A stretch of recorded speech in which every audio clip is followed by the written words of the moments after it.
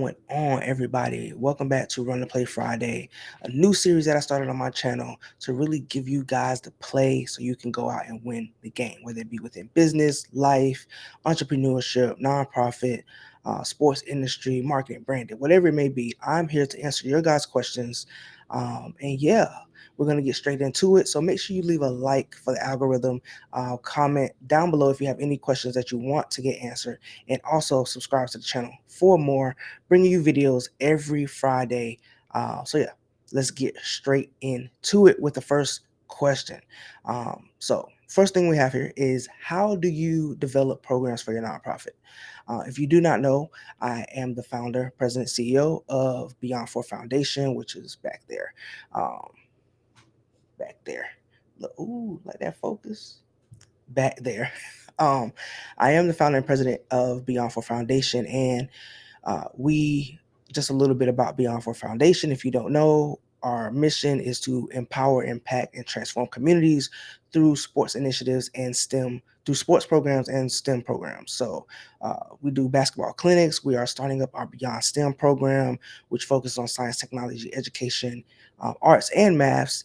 Um, and yeah, so we're just getting straight into, getting into everything and really pushing things out in the local community, and for underrepresented uh, people within the community, right? So we really like to hone in on the kids, but we do service all.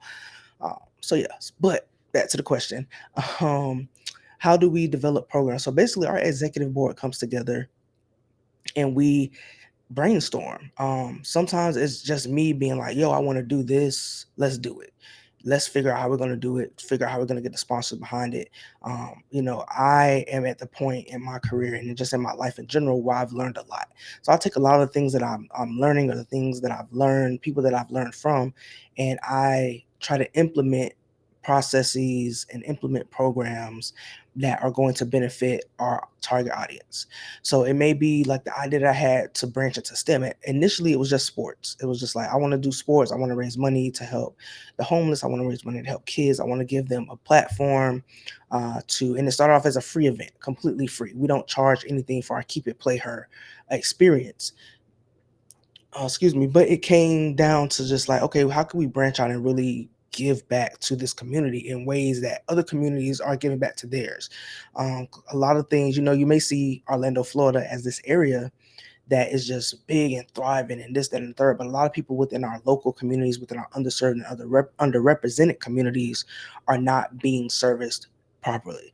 So that's really where Beyond Four came in. So long story short, um, said all that to say we really just do brainstorming sessions. Inspiration comes from everywhere. So brainstorming sessions, we lay out the pros and cons and see what will be the benefit of having the program for our audience.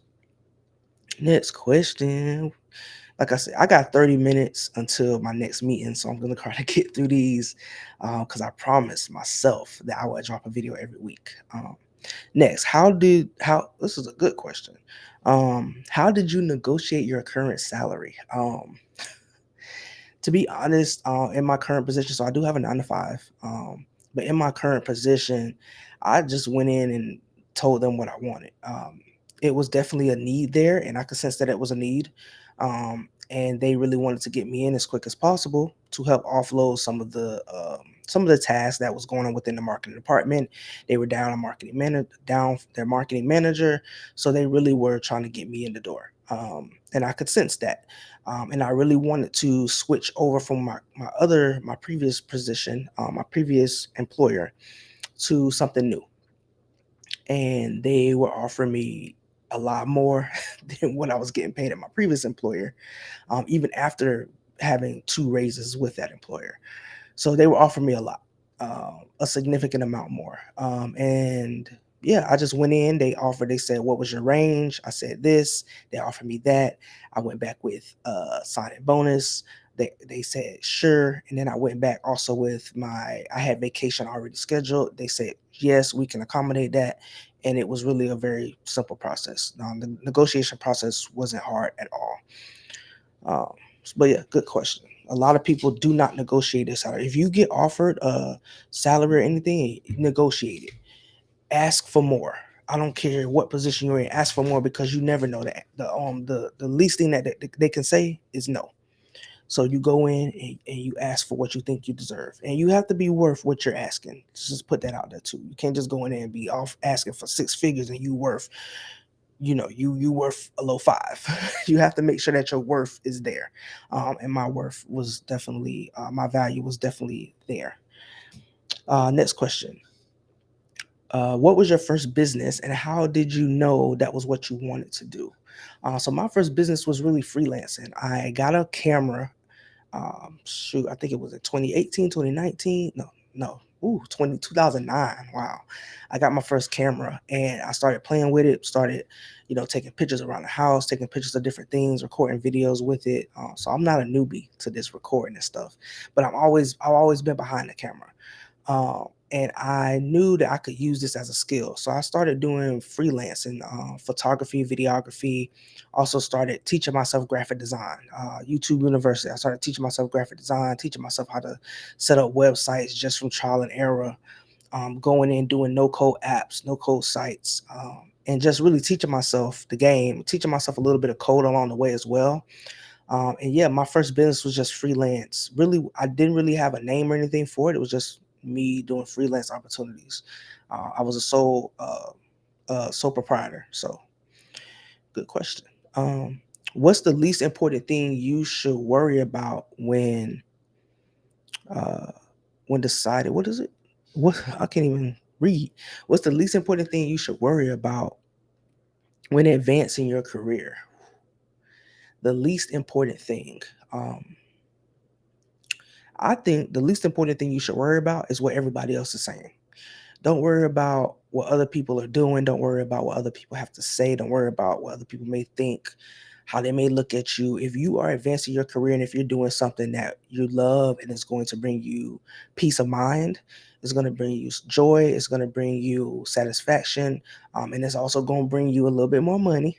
Um, yeah, you shouldn't worry about what other people have to say. That's the least important thing that you should worry about in life in general.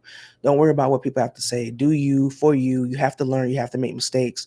So it's going to be a learning experience. If you fail, it's going to be a learning experience. You just pick yourself up, go on to the next thing. If you succeed, then you take note of the things that you did to get to where you are, and you continue to do them. Rinse and repeat those things. So yeah, don't worry about the least important thing is what other people have to say. How did you go about building your personal brand? Building a personal brand. So for me, building a personal brand was really just about me being comfortable with who I was. I didn't really go like really hard into my personal brand until I was at Full Sail. So I started at Full Sail University in 2016, and I really wanted to just go in and reinvent myself. I didn't know anybody there. I was new to everybody. Everything was new to me, and I wanted to go into there making sure that I left my mark, making sure that I provided value for others and for myself, and making sure that I benefited from the process of meeting new people, stepping out of my comfort zone, posting more on social media. So I really just wanted to go in and reinvent who I was, reinvent myself for the better. So that's really how I went about building my personal brand. I leaned on the things that I was learning within school and implemented them on social media. I grew up, I think when I was at Full Sail, I grew my social media following from like a few hundred to now I think I'm at like 1300, 1200, something like that. It's not significant because I could be doing a lot more to grow my brand on social media, but my brand also didn't just grow on social media, it grew in real life.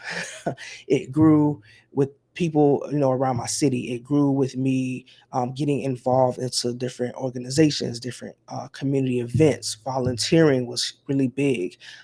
Doing unpaid gigs until I've got my first actually paid gig to take photos for a nonprofit, and it just kind of took off from there. And that was in 2018, and then it just took off in 2019, and it just kind of blew up. um, so yeah, so I just went about being me, making sure that I was being my authentic self, and not worrying about what other people had to say or what other people, were thinking or anything like that. All right, cranking them out. We're moving right along. Um, Next question. What's the importance of having a team around you? Whew, having a team is everything. Having the team, being a team player, having you being a team member, it's everything. It's everything, especially when you are trying to grow a business, and trying to build a business, build an organization. Having a team around you is probably one of the most important things it is to be an entrepreneur. And your team doesn't have to be directly connected to you, but your team can be you hiring a freelancer, you hiring somebody else to do something, or you asking people within your circle to be a part of what you have going on. That could be your team. Um, but yeah, I mean, especially this week, my team has been everything. We're having our second annual Keep It Play Her event for Beyond4, and I will not be in attendance because I had a family emergency, a death in my family, and my team, I told them, I said, look, I'm not going to be there Saturday. I need y'all to just take the reins and step up. And they were like, and I was like, some of the things that I was going to implement, we don't have to implement them. We can switch things up. And they were like, no, let's just keep going with the game plan. We got you. That is the importance of a team. And I am so grateful and so appreciative of the people that I have around me at this point in my life, especially the people that I have on my board, serving as my board members. They're clutch. So having the team around you is of the utmost importance. What's the biggest advice you have for someone wanting to be great? You can't be great if you aren't being yourself.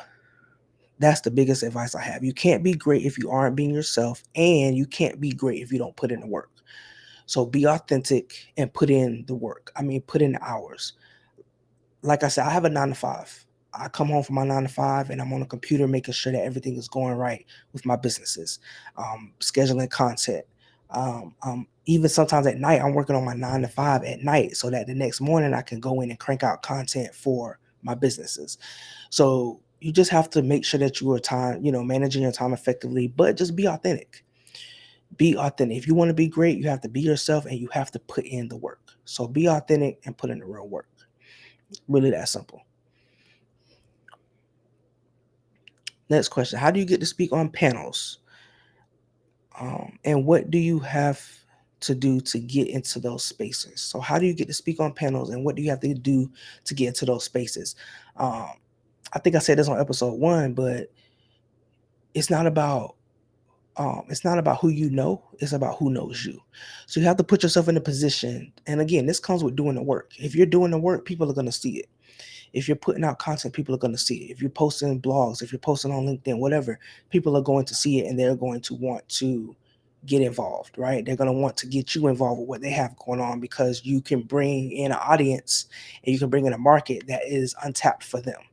So really just putting in the work again, putting in the work, and making sure that you are networking effectively. And one way that you can network effectively is to go out to these events, go out to free events, and just talk to people. If you are shy or introvert like I am, go up to people, or usually there'll be someone there that's going to come up to you. They'll come up to you to ask you about, and that's your opportunity to pitch yourself. That's your opportunity to get out of your comfort zone, say something, to somebody or speak to somebody that you wouldn't normally talk to instead of sitting in the corner. So you have to really get out there, put in the work, get out there and network effectively. And people will get to know who you are and they'll ask you to come speak on their panels. Most of the panels that I've been on have been things that I've curated for myself. So if you have not, excuse me, if you have not, or you feel that it is hard to find certain spaces or to find success in your area, create the success, create the opportunity, right? Build the table instead of trying to find a seat at the table. So there you go. How did you go about marketing KIP before the hype? So KIP is Keep It Play Her, which is one of our flagship programs at Beyond4. So how did I go about marketing Keep It Play Her? I was already within the sports industry and within that space. And really the marketing just came from me doing what I do best. I created a business plan. I created a one-page business plan. I created a one-page marketing plan. And then I went and bought, the first thing I did was I went and bought the domain. Nobody had it. Keepitplayher.com, keepitplayher.org. I bought all of them. Um, I got the Instagram handle and I started pushing it out across all of my businesses. I started promoting myself. And that's one thing I think a lot of people don't realize, is that you can be your own sponsor, right? A lot of people don't know, you got this sponsor, but that sponsor is really just your other business. You got, like, I'm not trying to say fake it till you make it, but you got to be smart about it. Like, oh shoot, people will be like, oh dang, they got sponsors for that joint already. All right, I want to be involved because other businesses are being involved. Those other businesses may be your other businesses. They may be directly connected to what you got going on. And put your friends on too. I built my board and was like, look, we're gonna do this. We had a one camp that we were gonna do, and it didn't work out. I got like 5 minutes. We got one camp that we were gonna do, and it didn't work out. And then I was like, you know what? Let's switch the game up. Nobody's doing anything in Central Florida, like actively doing anything in Central Florida for female athletes. We switching the game. So I literally came up and was like, keep it, play her, and ran with it. People love the name. People love the concept and the idea. People love what we have going on. One of my board members, Unique Armani, she really has helped bring in a lot of money to BeyondFour Foundation and bring in a lot of eyes to BeyondFour Foundation. That's what she does. Again, it goes back to having the right team around you. So yeah, that's what we did. We just started pushing out on social media, pushing out on it did some paid advertisement here and there, but really it was just word of mouth and social media. All right. I got about 5 minutes left before I got to get on another call. Um, So let's see. We're gonna pick a couple more questions. I'm gonna pick a couple more questions. And again, if you want to submit your questions, it is a link right now in my bio. You can go there and you can submit your questions. It'll take you directly to a form where you can fill out everything and submit your questions for Run to Play Friday. And you can also DM me questions and leave questions in the comments below after you like the video, of course. All right. So let's see. Um, this is a good one. Um, What are some of the software you use to do your job effectively? Great question. So some of the software I use, so I'll just go over it right now. Um, I am currently using an EOS R6. This is hardware, not software, but I'm currently using an Canon EOS R6 to record this video with a stock, um, with a kit lens, the kit lens 18 to 55. I am currently recording this on Restream. It costs like under $20 a month, less if you get the annual plan, and you can go in and record your content directly to here, and it'll record it in HD for you. It's very intuitive, does a lot. It's good. You can see the focus and everything. So you can go in and build out your brand and Restream and record directly to Restream, and then you can save it or download the recording and then upload it to YouTube. I use the Adobe suite. I learned the process when I was teaching myself these things. I learned the process through Adobe. So I use Photoshop, I use Illustrator, the whole Creative Cloud. I use that. I also use Canva for quick designs, and for inspiration. Other software. At my 9 to 5, we use a Monday platform for project management and task management. I also use sessions to do all of my recorded sessions and stuff, like my meetings with my board. Now, we were using Zoom, but sometimes you can get a little Zoom fatigue. And we use Teams at work. So Teams, Zoom, sessions, I've used them all. But right now I'm testing sessions, and it has a great AI component. It has a great component to where you can see your, what is that thing called? Crap. You can see your agenda as you're going through it. So you can check off agenda items as you finish them throughout the session, which I really like that. Shout out to Phil Patlin for that play. So yeah, I have a Mac desktop, 5K 27-inch desktop. I have a MacBook Pro M1 14-inch, and my phone. And this mic that I'm recording into is the Shure M7. So there you go. Most of the stuff that I use, websites, I use Squarespace. For We use Google for the nonprofit, which is free for nonprofits. It's a Google grant that gives you resources, if you're a nonprofit organization. And yeah, I'm sure I'm missing some things, but for brevity, those are the things, right? All right, one more question. one more question. First one that I saw. How do you manage your mental health with being on social media? I think it's very, very key to make sure that you have a routine in place. And I've been getting better about really implementing these habits, especially in the morning. Have a routine in the morning. Get up, stretch, get your mind right. Go in, do your hygiene routine, and then work out or something. Work out and then do your hygiene routine. Make sure that you have a system and a routine that's good for you, a routine that's going to set you apart and make you feel better throughout the day. With mental health and social media, sometimes you just have to step back and take a break.